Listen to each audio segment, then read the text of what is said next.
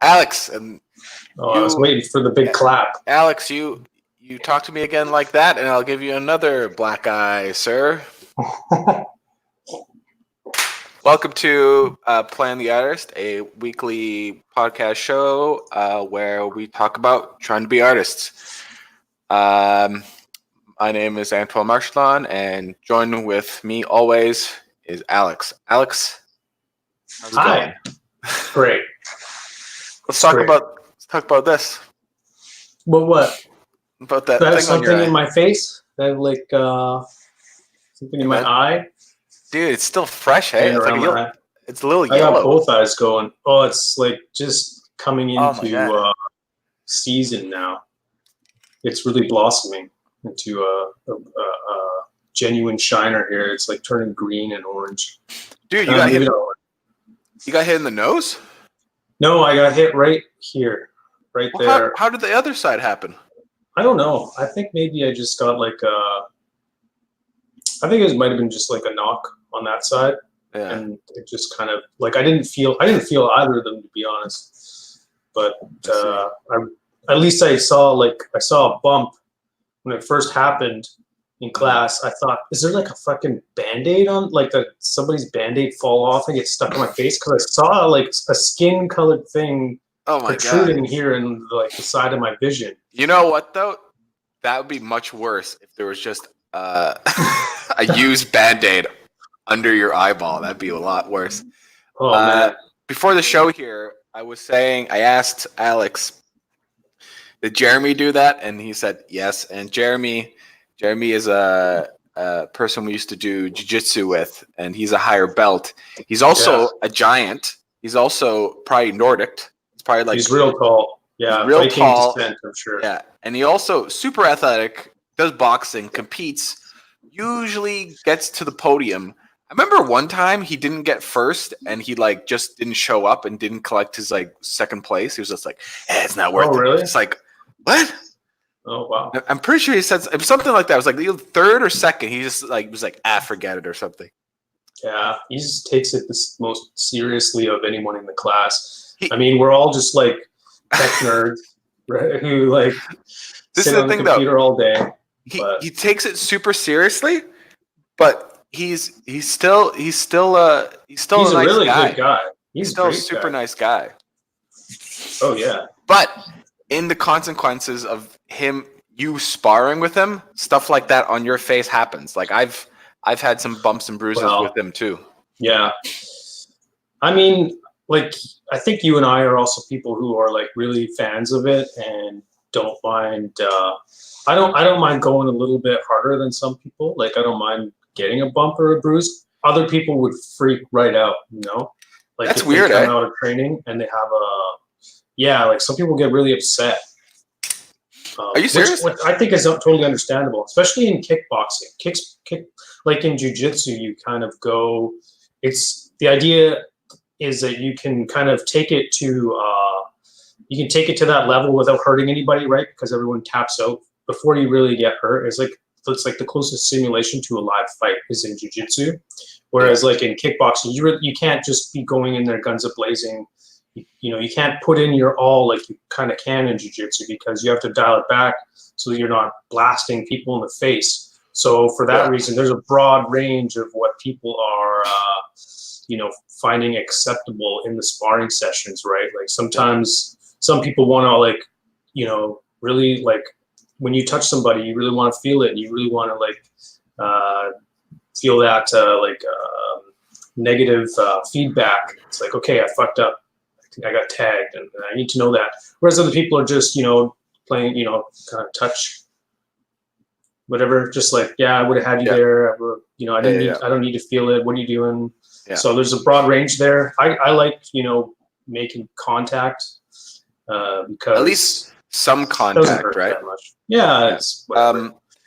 But what was I going to say? But the jiu-jitsu thing, it's up to your pace. You know what I mean? It really is. Yeah. Because like if I'm rolling with somebody and I decide to go a little harder, he's gonna go a little harder. So it's a very give and take kind of thing. Like if I'm it takes a minute. and it's an ego thing too. Maybe we should talk about art about ego. Maybe we should. We've been talking for a minute here. How long have we been talking? Talking like 5 minutes about jiu-jitsu. I don't know if anybody wants to jiu-jitsu. But I would say to any person that has a hobby or tries to have a career where you're sitting at a desk, I think it's very you gotta do exercise or do an activity. Like for me, I try to hit my little routine every morning, and failed this morning because I decided to sleep in a bit. But I'll end up doing it later. But it's just so I don't know. Art is a personal journey, just like martial arts is. It's like kind of at the end of the day up to you how much you're practicing, and your skill development is like it's very like unto you. And there are teams you can get on in both realms, I guess. But really, it's like you're the one that's accountable for your performance. Yeah, that's for sure. Yeah, that's true. And you got to find your own style and your own voice. I think that's pretty common as well. Yeah, and there's stuff where it's kind of like, it's like, hey, I'm good at these I'm good at something, so double down, or if you're someone that wants to improve and be better, and you're shitty at something, triple down on that shitty stuff. Yeah, that's right. You want to be better at it. Do you want to be that artist who's really good at the one thing? Like maybe it's like the anime. So do you want to be just really good at anime art? There's a lot of people doing it, and it's really competitive out there, and it's hard to stand out. But that can become your specialty and be like you could be doing things that people really resonate with because it's also super popular too. I would say it depends though, man. I wouldn't say like it just comes down to the individual. If they can, if anime is if anime is enough for them to express themselves, to be unique and offer something that's completely different, that's them. Yes, of course. But I used to draw anime, actually. This is kind of weird. I used to draw anime. Because I used to love just anime growing up as a kid. And I was terrible at it. It wasn't good. But I was like, oh, man, I love anime. I'm going to draw anime. And I drew it because I just thought it was, like, cool. You know what I mean? Like, I wasn't really passionate about it or anything like that. It was just, like, it was just in front of me on Saturday mornings, right? Yeah. And but once I started finding other artists and stuff like that, and finding other things that you can do with art, and then it was just like, oh, okay, wait a second, this is interesting. Let's try this. And then I kind of felt like it was I don't know, it felt more like a little closer to I can't even say closer. It just felt like a path worth taking. You know what I mean? And then when I was in, but I went for college for environment artist for video games, and then like halfway through my college, I like decided to for like I don't know, maybe 3 months or 2 months, I decided like I'm gonna be a rigger. So if anybody doesn't know, I remember that brief phase. Yeah. I remember I was actually rigging one of your models, one of your zombie models. Oh, really? Yeah, I was like rigging its toes and stuff. I'm aware these are hands. I'm just saying, like, I remember like making the toes like move up and down and stuff, and like have yeah.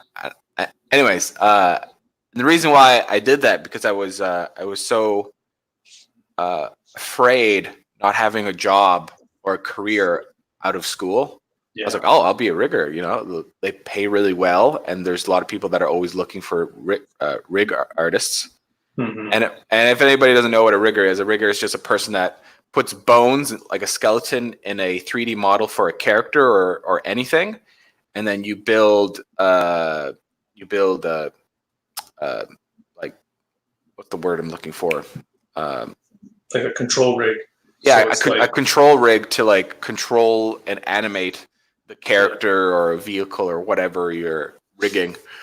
And it's very, very technical, which is not me. Very, very technical, which is not me. And struggled super hard, but I was just being a butthead, and I was just too afraid to give myself to something much more. Yeah, you're looking for that safe path, right? Yeah. Because there's like really competitive paths. This is the thing though. Like that's not really a safe path. Like it's a hard path, but in the field of video games and the field of animation, you'll find work and you'll get paid well. You know what I mean? Yeah. It's a different grind, you know. It's like you got to learn all this. You got to be artistic and technical, which is actually rare. You know, it's like being a smart oil rigger. You know, it's like everybody's looking for people to work in the fields, and but you know, there's some technicians out there, right? But most people are just kind of a hired hand out there twisting wrenches and just kind of. I mean, I'm not trying to shit on it or anything like that, but it's like the amount of skills you need to acquire, like because to get on the rigs isn't a ton. I did it at 19, like. There was no training. Yeah. It was just like, okay, go and here you go, do this, do that. Yeah. Don't kill yourself. There's a wide range of skills in the working on the oil rigs. Even you can even like be a cook. You know what I mean? And in there, you know, they get paid quite well. As you know what I mean? Yeah, you're out on a camp cooking for people. Yeah, it's kind of like a little community gets started out there in the wilderness where they're drilling. Yeah. It's like they move trailers out there and people. And it's full of. It's a weird. I've never been, but the amount of people I've seen that have been like. People that are there are people that are like trying to search for themselves, so they need to make some money because you know that's life or whatever, or just like lifers and like deadbeats and like deadbeats, drug addicts, people that are trying to find their way. You know what I mean? It's like people that are, that want to be much more, but they're like, I need money to provide for myself and stuff like that. So they do this hard job that pays really well, so they can, there was a lot of kind of buy their future a bit, for sure. And then down the line, what happens is there's pieces of shit that like fall through the cracks through like drugs or just, substance abuse is like really prevalent. Like, cause you get spikes of income. It's like, you do this job and it's like, there's a lot of money in the winter time because the ground is like really firm. And then in the springtime, the ground is all muddy and it's really hard to get out there. So then it's kind of like a dry season, like, well, not literally, just, in terms of payouts and stuff. Yeah. So it's like very feast or famine seasons. And then some people can handle that. And some people just binge when it's good. And then they're just broke ass when it's bad. And like you said, then drugs come in and it's like, that's where the money's going. Yeah. So it's tough. There's some rough folks for that reason. It's kind of funny though. Cause like, I've had full-time gigs before, but like for me, I've had much more contracts than you. Yeah. And that's what it kind of feels like. It's very like feast and famine where it's like, it's going good. I can go out and eat out sushi today and whatever and buy this thing or blah, blah, blah. And then once the contract's starting to like, end, contract's about to end, you're like, okay, start like preserving things and like stop buying this thing. And, you try to like, hey, look, the good toilet paper, the good toilet paper is no more. And like started buying the cheap kind and, you know what I mean? So there's a little bit of that, you know what I mean? Yeah, to a contract. Well, I bet that happens to a lot of freelance artists, you know what I mean? Where they're like, they get a really good gig, that pays really well, and then they get a bunch of shitty ones. Well, you'll never know like, because I don't know how much heads up you're getting on those projects. So you're probably, just consistently using the shitty toilet paper. Yeah. You're on no name TP for like permanently there. I don't mind no name TP. Yeah, just gives you a tougher butthole. No. Build up that callus. Stop it. Don't. This is not going well. Oh dude. Fuck. I'm done. I'm done all the models. All the models are done. Nice, man. And you know what's crazy? I modeled an extra 3. You know what I think, man? I think I think if you do any more modeling, it should be at this point. I think it should be for like the next project or the next. Yeah. Thing. Yeah. I know. Because you got so many. There's so many models there. I think there's a ton of value there. I don't think you can add much more value. It's ridiculous. With the test prints, and with stretch goals, I modeled. Not modeled. Well, yeah, I guess modeled.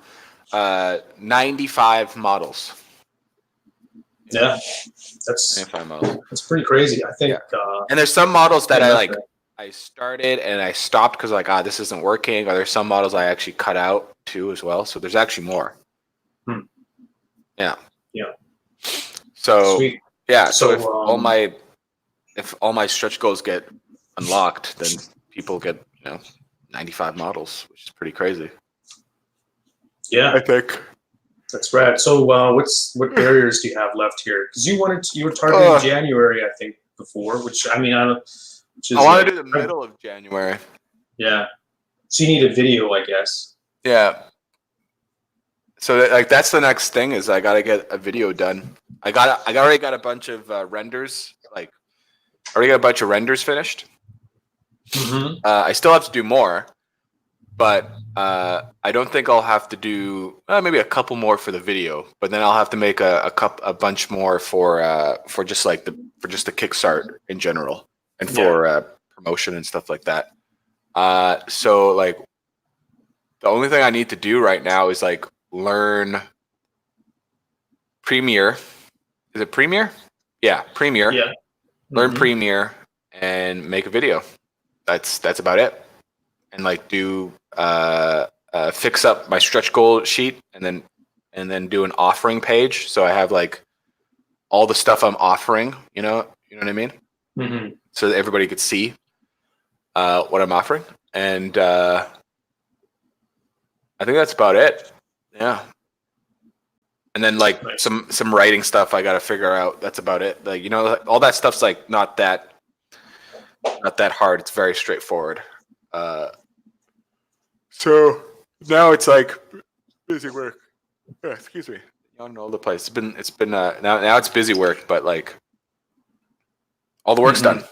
You know what I mean? Yeah. Now it's just I gotta make all the shiny bells and whistles to convince people.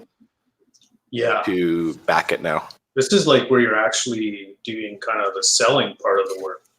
It's it's you become a different person now. You're not you're the artist. You're the manager or something.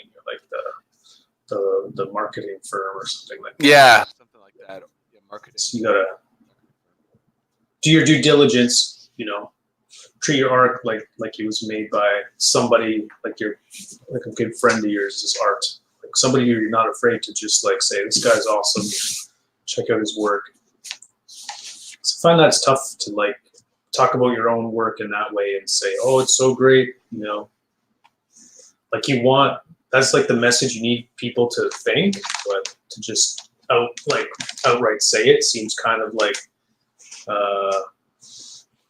I don't know, self-centered or something. Well, it's not that, man. It's I don't have to tell the story that this stuff is great. The story I'm trying to tell is because we've talked about this before, where it's marketing is storytelling, right? Because of that book I've been reading, and what I learned from that book is essentially, you're just telling people a story, and the story might not even be real. And you just need it to be, I guess, convincing enough to the point where the person looking at your Kickstarter or your campaign or your product will tell the story back to themselves, and then they'll believe the lie, essentially.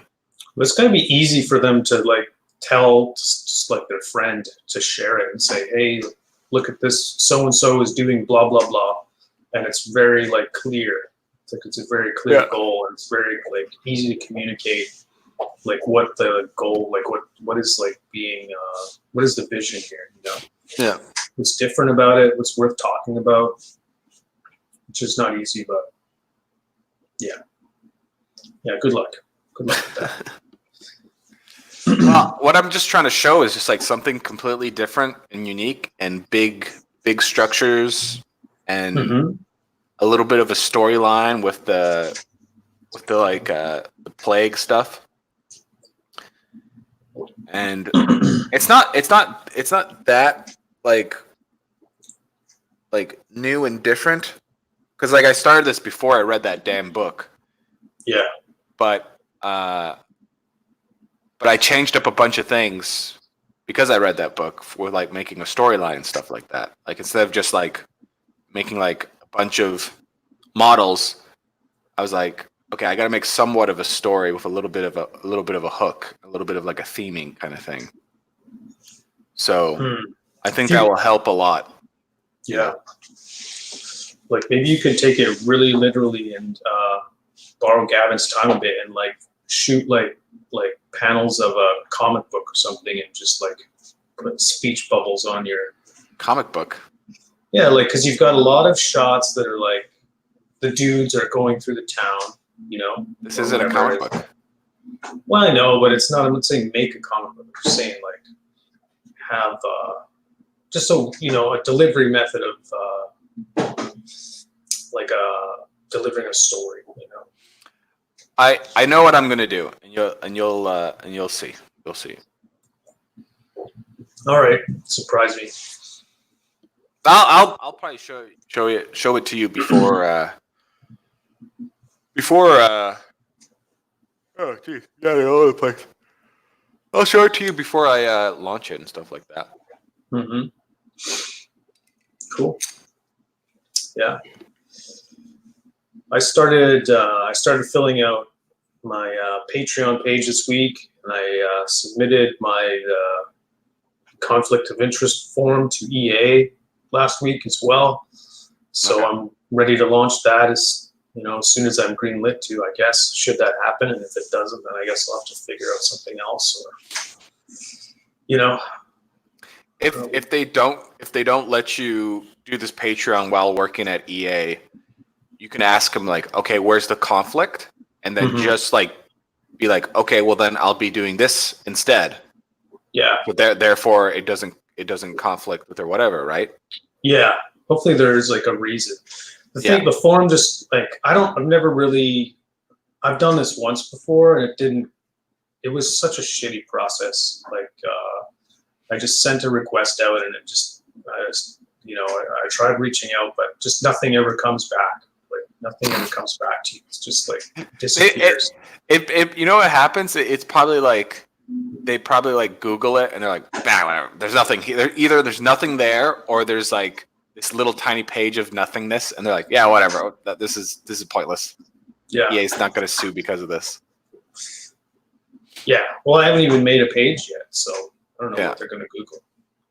You'll be fine, dude. I think you'll be super fine. Yeah, I think you'll be super fine. So I'm figuring that out.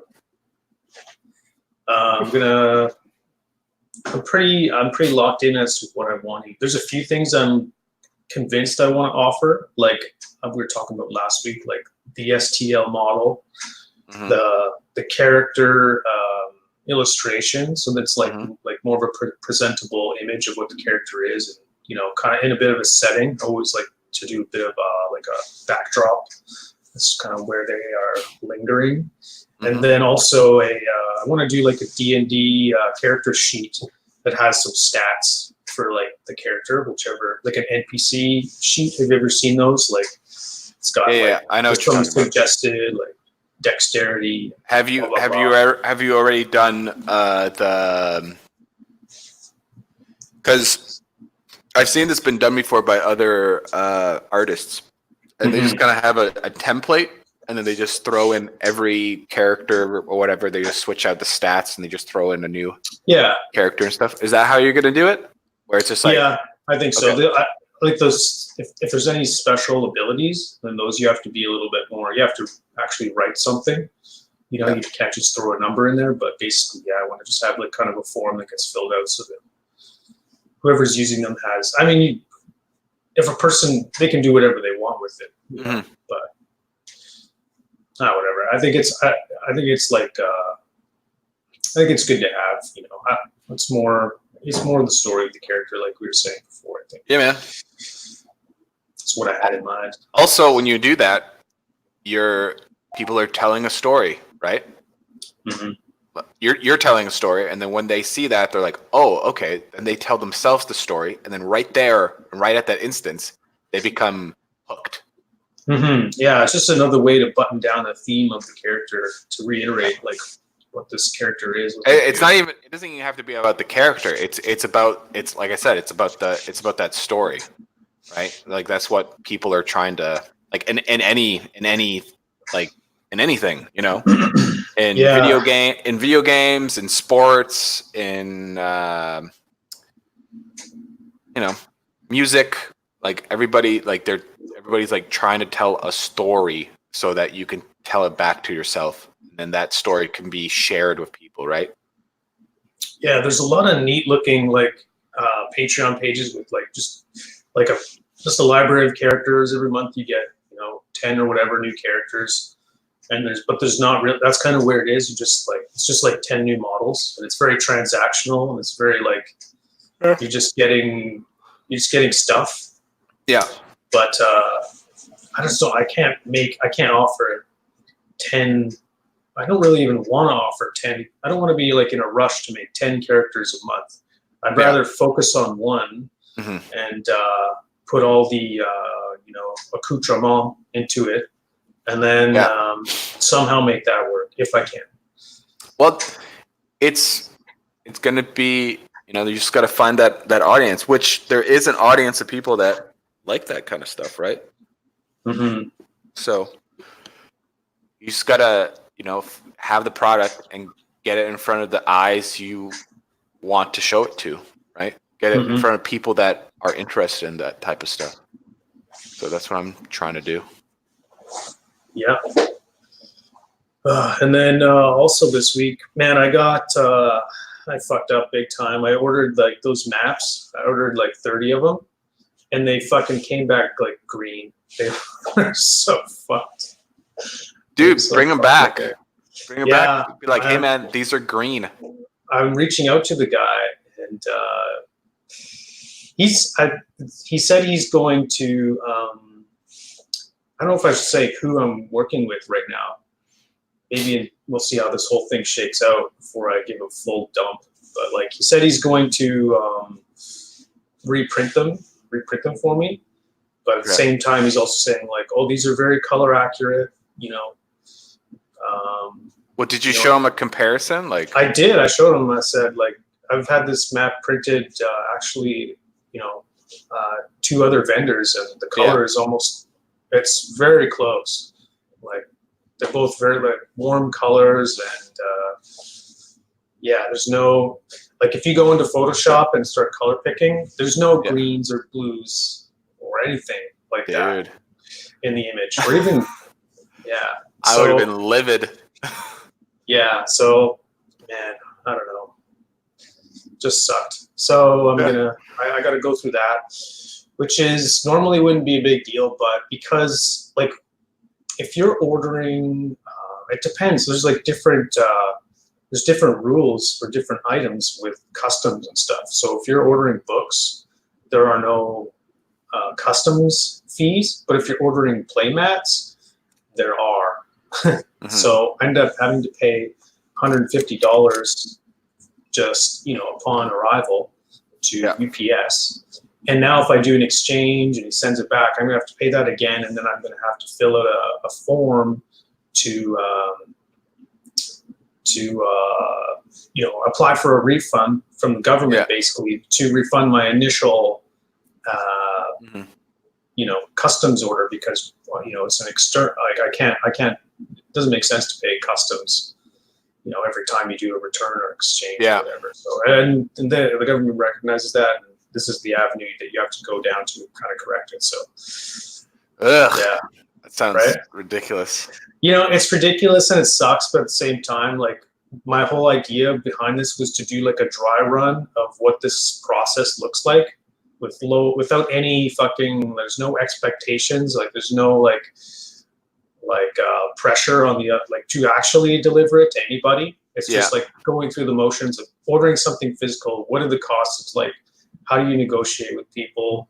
And just to do a small bulk order, and I'm really figuring out some things that okay, there's a process here, and so anyway, well, I'll let you know how that develops, but I got a fucking box of just like green fucking tiger map things, so That's funny. I don't know, it sucks.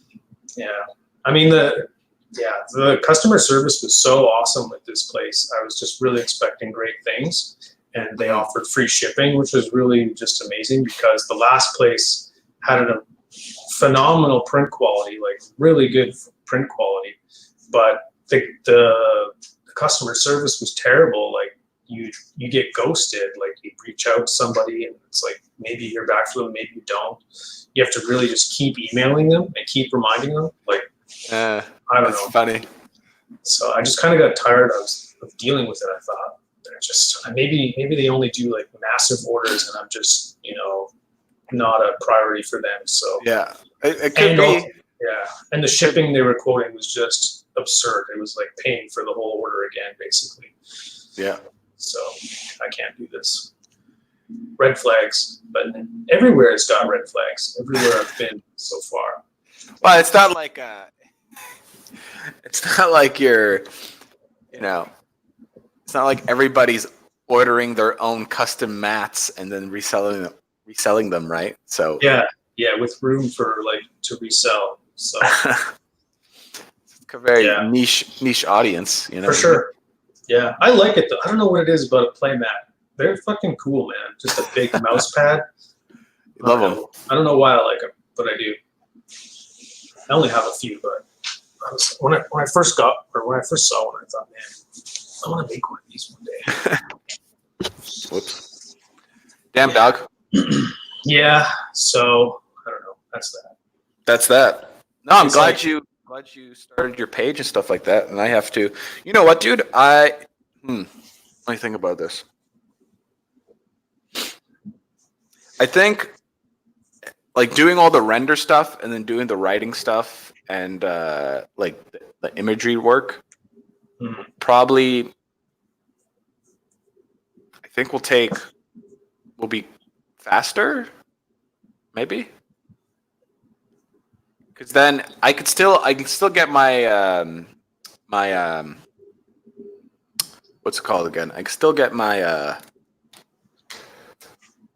Kickstarter approved, right? I won't have the video up, and then once it's approved, I can promote it, and then on that time while I'm promoting it, I can make the video and then submit the video because you can always resubmit things and stuff like that. You can always update it.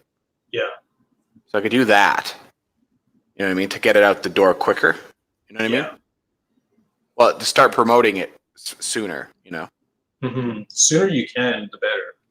Yeah, and then it would be kind of damn, I have to get a I just realized I have to get a Dropbox account. And I have to get that. So I was wondering is that kind of the standard way to deliver files to somebody after a Kickstarter is done? It's yeah.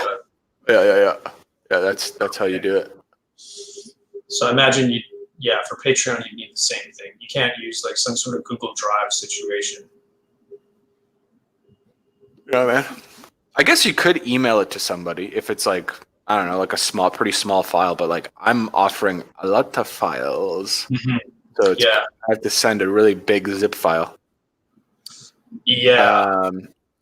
Well, I wouldn't mind having a a space online somewhere where I can just like know if I notice a problem with a print, I'll just upload it and then include it in my notes or whatever, and then just say whoever wants to download it, okay, this model's been updated and the print's a little bit nicer now. So that way it's like a live kind of, home for all your models. It's like, as long as you have access to it, you're getting the latest and greatest versions of these things. And then they don't have to like keep on downloading a big zip or whatever. I don't know how that would work. But for a Kickstarter, it's like a one-time kind of delivery thing. So yeah, dog. Yeah, I'll have to do that. And yeah, is that? Yeah. Well, yeah, you'll have I guess a zip for each tier, right? I only have. It's technically only one tier, sort of. Okay. Because what I'm. Did I talk about this already with you? Maybe, probably, but I don't know. So, like right now, I have technically 4 tiers. The first one is like just donation. It's like $1, right? Little tip jar kind of tier. Yeah, and the tier's called Firm Handshake. Yeah, that's just to be like thank you. Yeah. And then the tier under that is the early bird tier, which is $35, and you get everything and any stretch goals that are unlocked. And then I don't know how long I'm going to run that early bird tier. Yeah. And then once that early bird tier is done, it goes to $45. Well, do you set a time limit, or do you set you just set a maximum of I don't know. members? Because if you set it to like 100 members, like, and then there's infinite amount of the more expensive one, everybody who comes in first is going to grab the early bird tier anyways. Yeah. I don't know if I want to do it as like, the first 3 days or something like that, or like the first 42 hours, or like I remember one Kickstarter was like a whole week.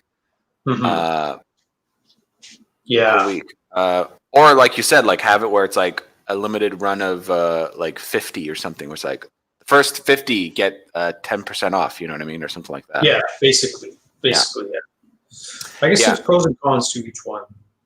But. Yeah, I'll have to just kind of decide that, and then the last tier is the rights to sell my models, which is I'm still thinking. I don't know if I want to make it 240 or 280. I don't know. Okay, there's a $40 range that where you I guess what's the difference between 240 and 280 besides $40? Just $40. Why did you settle on 240 being the low end? Well, I was looking at some Kickstarters, and I was looking at sci-fi ones particularly, and they're pretty low for the offering of that. But then also I was like kind of like, I don't know, because like I want people to purchase it, right? Because that's a high amount of money, and that's people that are kind of doing the 3D printing at home thing and then selling it. It's kind of more of like a home project kind of thing, and it's like not that I assume that's not that profitable, but people are probably making somewhat of money doing it. So I'm kind of like thinking about it as like, I remember, sorry, going on a tangent here. I'm like bouncing all over the place. I remember this one guy I knew, he would flip and sell houses, and he told me that price pointing stuff, like putting a price on something, is kind of a little bit of a mind game, where if you go over like, let's say 8 or 9, it becomes to the point where it's like people are kind of like, It's kind of expensive, you know, and they just kind of shrug it off and they walk away, right? But if you put like a lower number where it's like 4 or lower, people will kind of argue, like mentally argue with themselves to try to convince themselves, like, should I get this? So like, yeah, 280, I would make more money, but I think 240, I might maybe get a couple more buyers, and in the long run, make a little bit more money. You know what I mean? So it's kind of like taking a little loss to potentially make a little bit more, if that makes sense. You have 90 models, right? So, 95 if everything gets unlocked. Yeah. And if nothing gets unlocked, you get I think 70. Yeah. That's a good deal, man. Like if you think about it, like I'll pay somebody $250 or whatever, and then I've got all these models that you could print and take to a convention and probably make, you know, a few $100s. I don't know, or maybe thousands of dollars. Who knows? I don't know if people are selling them on convention floors. I think people are selling them. People are mostly selling them via online and then shipping them out. Like reselling the STLs somewhere? No, not the STLs. The physical prints online. I'll print this and Yeah, maybe. Shipping though, because those things are so massive, like shipping would be expensive. Yeah, but they're so light though. Yeah, I don't know. They're very, very light. I don't know. We'll see. So yeah, those are like my tiers I have up in my head. And definitely not like $200 or something. That seems too low to you. Yeah. You know, maybe I should just make it 300 and just like, because that's what I initially went with, and that's why I felt like the value of my art. You know what I mean? Yeah. So it's just like I don't want to undervalue my work. So it's like, I don't know.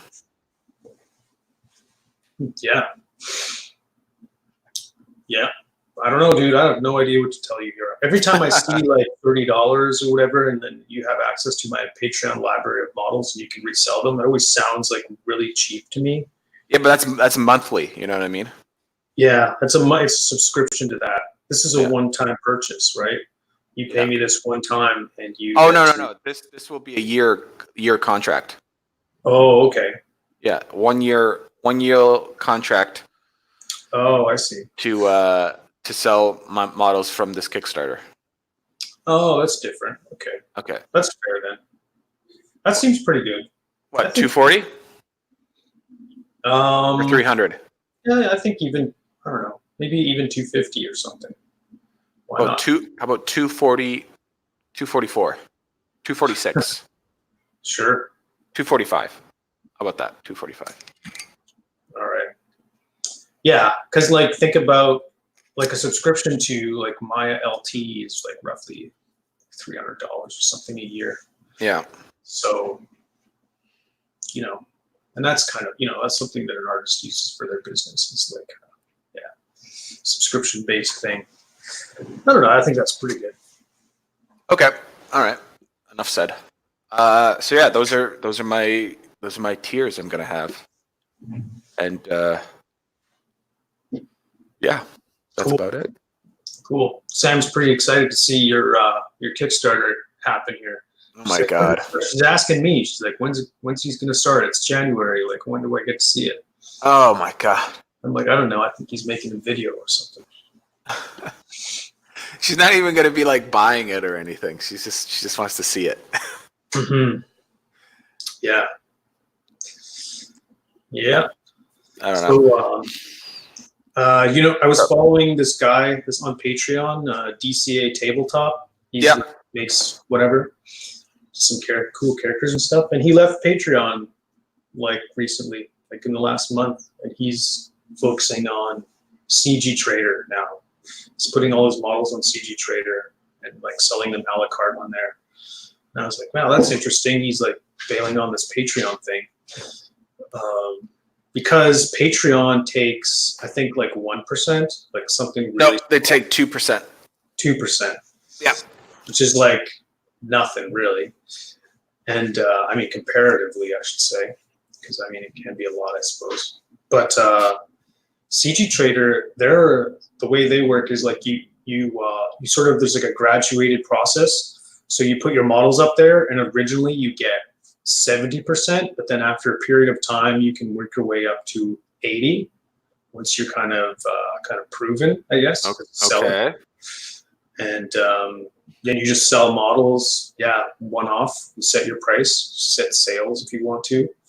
It's just like a little online store. So, yeah, I'm not sure. I hope he does well. I don't know him personally or anything like that, but I like his work. Well, he's getting a larger cut taken away then. That's right. Yeah, he is of people who are paying him. Yeah. So wait a second. So CG Trader, that can, that's for like any. It's like 3D models. Yeah, just 3D models for anything. So is he just like wanting to do different types of models where he doesn't have to worry about supports and overhangs and like 3D printing wise? Yeah, there's things on his page I noticed that aren't necessarily like a tabletop miniature thing. Yeah. But I don't know. I thought it was an interesting gamble. Like, like you said, it's like he's paying more to the host. Yeah. Previously, so it could be that more people's eyes get in front of the models. You know what I mean? Because it is a marketplace, right? Yeah. So it's like you're selling the individual thing, right? It's a place where people browse for models, whereas Patreon is not that at all. Like, you might go to Google and say 3D STL Patreons and see what pops up there, but beyond that, like, you're not going to navigate. I don't know. Why doesn't he do both? Why doesn't he have it where it's like he releases like per month? He releases like, let's say he releases 5 models a month, right? Just to make it simple, right? Yeah. And then when that month is done, he cuts off those models for his patrons. And then he puts those models individually on CG Seller or whatever you were calling it. What was it called again? CG Trader. CG Trader. You know what I mean? Yeah. It'll be sold individually. Yeah. I don't know. I feel the same way. I would. It's like your model becomes, the life expectancy of your model it's a lot longer. Or I wonder if it how he's thinking is like, so if he sells a model for $5 and he has, did he have a large amount of patrons? I think if I remember right, he was making a few $100s a month, like maybe 300 or 400. He was saying something like that. Yeah, it wasn't massive, but that's a pretty good start. Yeah, exactly. It was like, I felt like it was on its way. Yeah. And so maybe he felt that, or maybe he's tested where he's like, okay, I'm going to make these models this month and put them on there, and I'll make more. Well, sometimes on Patreon, there's like a lot of other content that's expected, like regular updates and communication with your patrons and like patron videos or whatever, news, that sort of stuff. But like on a CG Trader site, you're just putting up models and then they just sit there. Sounds like a lot of just work. Yeah, I don't know. But that's how you I don't know. Maybe he knows something that we don't know, or maybe he just wants to try this out. Yeah, I'm curious. Still figuring things out. Yeah, in his Facebook post, he's like, I guess he only did Patreon for 6 months. And then he said, I'm moving on to bigger things.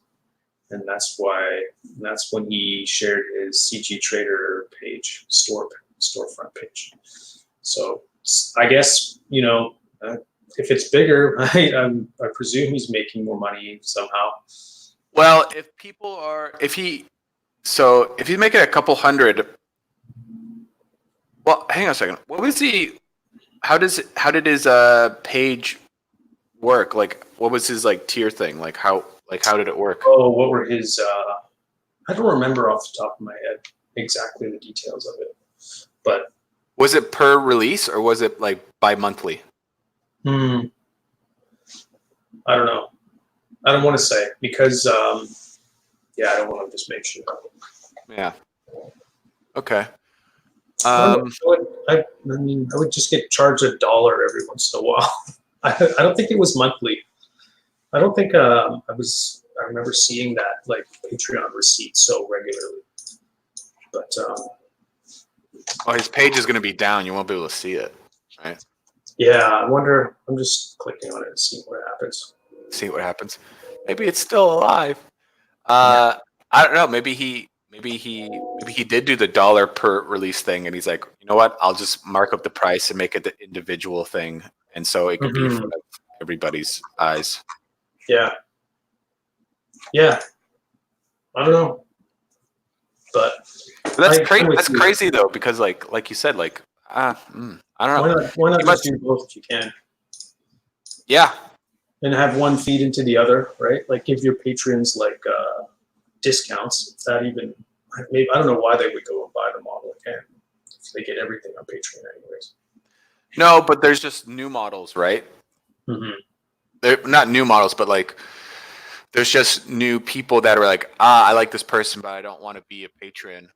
But I like these models, and I just want to buy these ones. Or new you just want one specific model. Yeah, or new patrons come in, and new patrons come in, and then they're like, "Oh, that's a really cool model he made, but he doesn't offer it anymore to the patrons." Then you have to go out and buy it individually. Yeah. That's what I'm wondering about here is like when you have a Patreon, like, is it expected that everyone, like, say you deliver a new, like you're doing what I'm doing, you're delivering a new character or a new set of characters every month. What about like the 6 months prior and you've got like, a dozen or whatever models from the past, people joining, they get all those. So it's like you only get what's in that one range, right? That one in that month. That's what I want to do. That month. So that way, so what you do then is like, okay, this month, this is the model. Everybody's Patreon gets it for your whatever tier you're at. It's a good deal. Then after that, it goes into the backlog, and that backlog feeds into your store, be that CG Traders or whatever. And then you just put up your own store. You know what I mean? And you would drive traffic to that store, like your Shopify or something, or your like Shopify. No, your Squarespace. Make your website. That's all you need to do. Well, yeah, Shopify is the same thing, but it's just like more of a store-based one. Yeah, it's more expensive too. Is it? Oh, okay. Yeah, per month it's more expensive. Shopify is more expensive? Yeah. Oh. Yeah. Good to know. Yeah. I think that's a cool cycle, right? Like it makes sense to me. Yeah, I would think so. Yeah, but also what I want to do with all these models I made, what I want to do, not soon, but one of these days, is try to hire somebody to turn all these models into like game-ready models for like mobile games, and then sell them on the Unreal Store or the Unity Store. Yeah, and just pay someone to do that. You know what I mean? Because like all the models are, ready. Like all the models are like, I could like technically make them low res and texture them kind of a nice texture, and then put them on a storefront and then sell them. But that's a lot of work, Yeah, it sure is. And it sure is a lot of work. Yeah, and I think it'd be a lot cheaper to just hire somebody to do it. For like, I think anyways. We'll see when I get to that point. You know what I mean? Because like that's still like I don't know. Because like there's people out there that make quite a bit of money that sell just on the Unity and Unreal Store. So I could see them being in like an RTS because they're all like kind of plotted nicely like that. Like Yeah. Yeah, or just like it could be used for like any like background, whatever kind of thing, mobile game or whatever thing. Yeah. So. Yeah, why not? Who knows? Yeah, ton of work though. Topology and texture. Ton of work that I don't want to do. Like I said, that I'll have to pay somebody to do it for me. Mm-hmm. Yeah, it would take you months. There was a Gavin Yamstremski told me there was a gentleman that they wanted to bring on to Garden Warfare 3, and he needs to get paid. They asked him to come on board, and he was saying like, I got to get paid at least, I think it was over 100,000 for that contract to make it worth. Because what he was doing before was just making stuff for the Unreal and Unity store and just selling it just on there and getting royalties for it. You know what I mean? Oh yeah. So there's a big market for like, you know, people that are people that are game designers or just not artists that need art for their game. You know what I mean? There's a huge market for that. Because it's kind of like the way to get rich in a gold rush is not to look for gold, is to sell pickaxes. You know what I mean? So right now, for a while now, it's been a gold rush for mobile games. You know what I mean? Yeah. Because there's people that are like, man, if I just spend like a couple thousand and I make a hit game, I can make like 100,000. You know, there's people that are like that out there. You know what I mean? And they found success in making a game in their house, or whatever. And they need the tools and they need the stuff, right? So that's why you sell it for royalties, because you can have that offer in Unreal and what's it called again? Unity store as well. Oh yeah, where you have to is it like based on sales? I guess it must be. Yeah. So it's like a royalty thing where it's like, okay, if you use this package of whatever, of materials or models or whatever, you'll get I don't know. Is it totally back end like deal? Like, is it free up front and then you just pay royalties, or do you purchase it and then? I'm not sure. I think it's just a back end thing, and you sign up, you make a contract or whatever, and it's like all tied in or something like that. And anyways, yeah, people make money. So yeah, for sure. Then they should. That's cool. Yeah. Yeah, that's rad. Because all these models are already done, you know what I mean? And I know, and if I could find someone that's competent to make these into game ready models. Yeah, the problem is that's really it's also technical work, and it's not like you can't just hire a junior to do it because they'll fuck it up, Oh yeah, for sure. Things cleanly down is not it's not an entry level skill. It's takes a few years to develop that and be really good at it. Yeah, but there's freelance people out there that they're just like, I need some work, right? Mm-hmm. Yeah. So you might find somebody. It probably won't be cheap, but I think it has the possibility of making quite a bit of money. So yeah, maybe. We'll see when I get down that road. To texture it as well, right? Yeah, but but the thing is, this is very minimal, right? So this is for for iPhone games. You know what I mean? Yeah, you wouldn't want somebody like Kevin getting in there and doing all these edge chipping. Yeah, exactly. Type stuff. It'd be edge highlighting, but not to the extreme. Yeah, not down to the bold level. Yeah, exactly. Yeah. Like I said, it's for mobile games, right? Mm-hmm. So, it would have to be stylized as well, because the models are kind of stylized and weird. Mm-hmm. Yeah, they're exaggerated, right? Oh yeah, exactly. Big pipes and stuff. But I'll get down to that road when it comes. Yeah. So cool.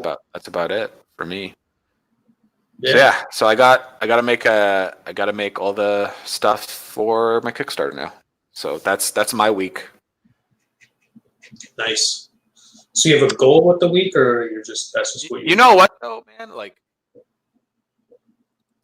what? This sounds crazy, but I think I could get all that done for the 14th for next Tuesday. Oh yeah. Sweet. It might sound a little crazy, but I don't think it's that crazy because it's. Let's hit the launch button live on the air and see how that goes. Launch button. That'll be. We'll see. But I think I could get everything done for the Kickstarter next Tuesday. Yeah. Cool, man. I'm so stoked. Yeah. Me too. Yeah. Me too. All right then. Mm-hmm. It's settled. What about you, my dude? What about me this week? Yeah. So I've I want to I just finished that character I shared last week. So I need to start thinking about the illustration and you already did an illustration. No, I did one for the previous character. But I'm doing you got a new one? Yeah, that one's done. So I'm gonna make a nice put something together nice for that, and then I want to do the stats, like the NPC sheet for the one I've already completed. So gotcha. Just I need to get, because if I'm gonna get my Patreon page approved, I need to have my first package, right? What is my first little delivery thing? And I don't want it to go too crazy with it, but at the same time, I want to have like a complete, like every item I feel like I want to offer is like done and checked off, and see what that looks like. And like, how do I advertise it without just giving it all away? Because it's just basically all imagery, right? So it's like, I'm kind of thinking about that. Like, if I share a picture of the character sheet, like if you're expecting somebody to pay for it, then it's like you kind of just gave it away already. So I don't know. I don't know where that goes, but I'll figure it out. Figure it out, dude. Gotta make it first, then I'll figure it out. Yeah. I mean, who knows? So yeah, that's it. That's all. Fucking it. So if as we're wrapping up here, I just want to I noticed that like lately when we do these show closers and I get your info, I feel like you got more pages going on, like your Twitter. So I want to capture that and put it into the notes. So okay. Going to where can we find you, if you don't mind? Where can we find moi? Yeah. You can find me. I'm the most active on Instagram. So you can find me on Instagram, which is just forbidden_prints. If you want to download some free models and print something on your home printer, that's just forbidden prints, one word. Oh, excuse me. You're yawning too. And then if you want to follow me on Twitter, that's forbidden prints as well. And then hopefully. You know what I noticed, I think, on Twitter is that you're actually forbidden print. Forbidden print. Are you serious? I think so. No, don't say it isn't so.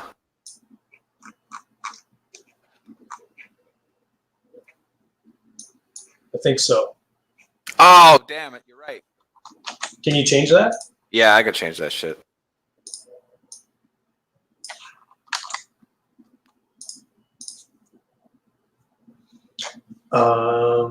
Anywhere else? What about Reddit? Do you have like a subreddit?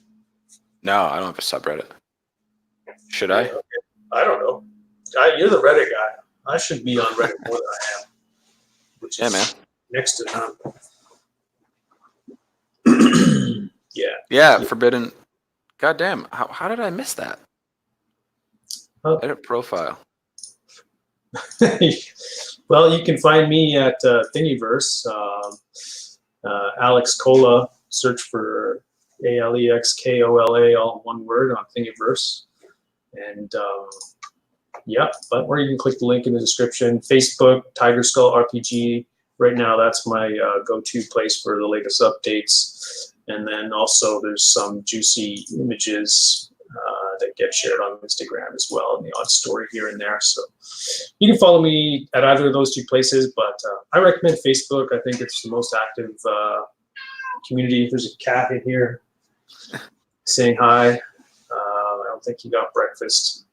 And hopefully soon you can find me on Patreon, also at Tiger Skull RPG. So keep that in mind, I guess. That's all we got for this week. I think I just fucked myself. Like, I can't change my Twitter handle. Like, I could change my name, but not my Twitter handle. Well, why don't you just make a new one? You only got 7 people following you. Not even, dude. I think I'm following 7 people. My follower is only 3. Oh, I see. Yeah, there you go. Yeah. I don't know if I can, to be honest. Because I have to use my same email, right? Damn. I'm sure I'll figure it. I'll fucking figure it out. Don't worry. We'll find it out next week if Antoine can change his Twitter handle or not to add an S at the end. Yeah. Fuck, I can't believe I fucked that up. Anyways. That's so funny. It tells you how much I use it if I couldn't, tell, Yeah. Anyways, thanks for joining for another episode. And we're on every Tuesday at 7 o'clock Pacific time. And we just try to talk about artists. Not artists. We talk about trying to be artists. Yeah. All right. I'll see you, man. All right. Ciao.